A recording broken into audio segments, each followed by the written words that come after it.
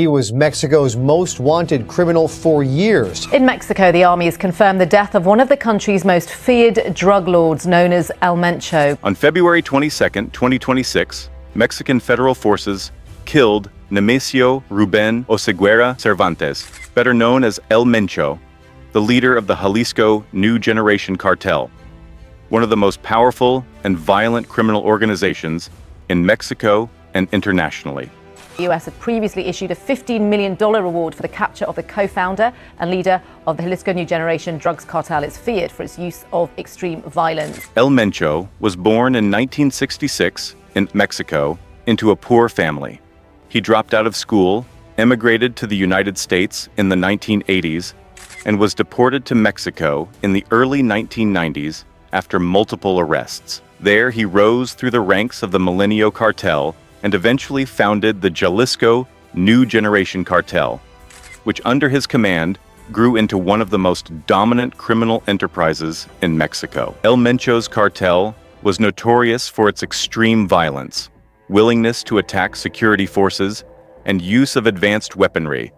The CJNG also played a central role in trafficking fentanyl, methamphetamine, cocaine, and other illicit drugs into the United States, earning billions annually and spreading its influence across multiple Mexican states and beyond. The United States had designated the CJNG a foreign terrorist organization and offered up to $15 million for information leading to El Mencho's capture. Cartel kingpin El Mencho tonight is a $15 million man. That is the U.S. government reward just increased and placed on the head of El Mencho, reflecting the cartel's role in fueling the U.S. opioid crisis. The February 2026 military operation, conducted by the Mexican Army and federal security forces, occurred in the mountainous region of Tapalpa, in the state of Jalisco, a longtime CJNG stronghold. During the raid, soldiers came under heavy fire, and several cartel gunmen were killed. El Mencho and others were severely wounded and later died en route to Mexico City. The operation triggered widespread violence across multiple states. Videos from Jalisco showed burning vehicles, road blockades, and clashes between cartels and security forces. Convenience stores and petrol stations torched. Trucks dragged across roads and set on fire. Narco roadblocks, they call them here. Plumes of smoke from resort city Puerto Vallarta. In the popular tourist city of Puerto Vallarta, chaos forced airlines to suspend flights amid safety concerns as cartel-linked unrest spread.